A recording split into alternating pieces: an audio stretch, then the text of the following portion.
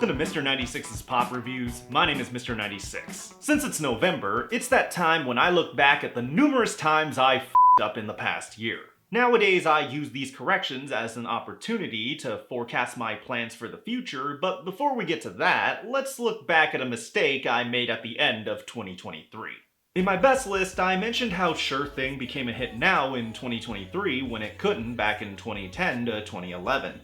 Well, it turns out that was an incorrect statement, as it was in fact a minor hit in 2011. It peaked at number 36 on the Hot 100 at the time, and it even ended up at number 92 on the 2011 year-end Hot 100, so my statement about it only becoming a hit today was misinformed. Though if I could defend myself just a little bit, Sure Thing at 92 was only one spot under Please Don't Go by Mike Posner, a song that's conveniently forgotten when people mention Posner being a one-hit wonder before I took a pill in Ibiza. Hell, in Mike's comeback hit, he even says he was a one-hit wonder both in the lyrics as well as through the Genius.com annotations. While I still stand by my overall analysis of Miguel's Sure Thing fitting the 2023 pop scene more than the 2011 pop scene, I still undersold the fact that it was indeed a minor hit in 2011. For that, I apologize to Miguel. Now, as for typo-related errors I made, I forgot to include open quotes in the credits of my 2023 best list for the songs Breaking the Habit, Burn It Down, and Royals. As someone who always tries to use proper grammar when typing, I feel incredibly ashamed about those errors, so I apologize to my loyal viewers. But you know what was the worst error of them all? The fact that I made an editing error in my actual 2023 corrections video. Yeah, the opening seconds of the 2023 corrections video are just a random video clip layered over my usual intro footage. That was a blatant editing error on my part, and I'm ashamed it took me months to notice it. I wish I could say that was the only editing error involving misused clips, but I unfortunately made another one just last month. In my 9th anniversary video this year, I completely forgot to add a music video clip about 9.5 minutes in, so you just see me awkwardly looking down while I read my script. Again, I have no idea how I missed this when I have to re-watch this stuff over and over in the edit.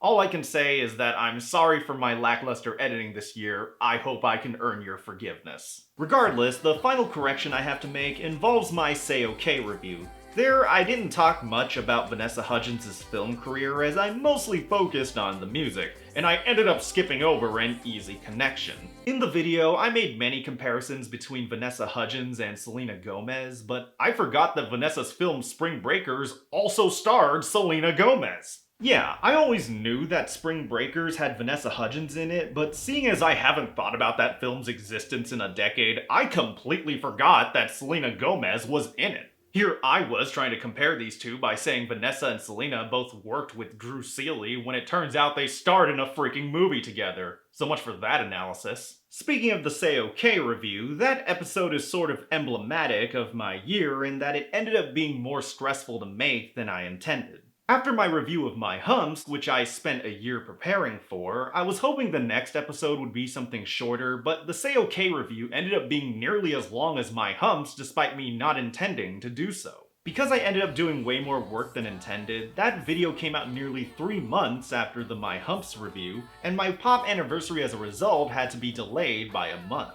On its own, writing more than intended for Say OK wasn't the problem. It was that I had a part-time job as a video editor this year, so when you already spend most of your time editing for work, let's just say you don't want to see any more Adobe Premiere in your spare time.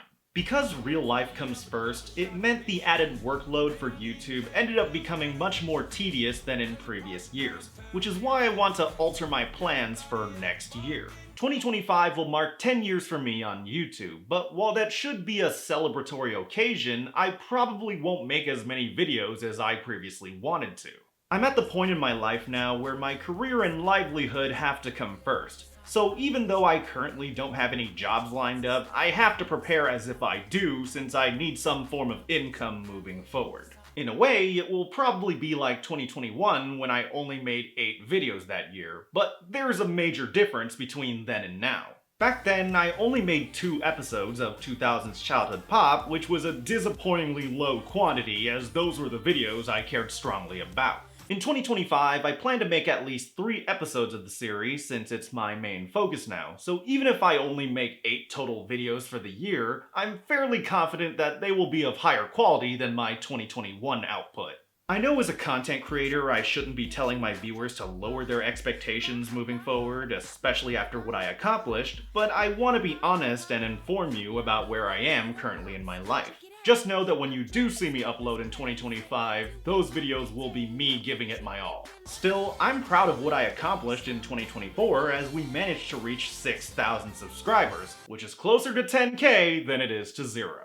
And if you want to help suggest 2,000 songs for me to review, you can join my wonderful patrons on Patreon. For just $1 per video, you can join my patron-only Discord server where we chat and chill, and at $2 per video, you get to vote on what songs I review for my series 2000s Childhood Pop. At $5 per video, you get to be listed in my Names of Fame, and at $10 per video, you get a personal shout through the heart along with Casey Vellante, Jason Semler, and Prideful Zella. Once again, I'm Mr. 96. If you want to see more pop reviews, click the subscribe button below and tap that bell to be notified when I drop a new episode. Next will be my worst list, but in order to alleviate my workload, I'm only doing a top 5 instead of a top 10. Still, don't assume that means I have nothing to talk about, as I have some thoughts on the songs I'm about to roast. Pop songs may come in numbers, but there's only one.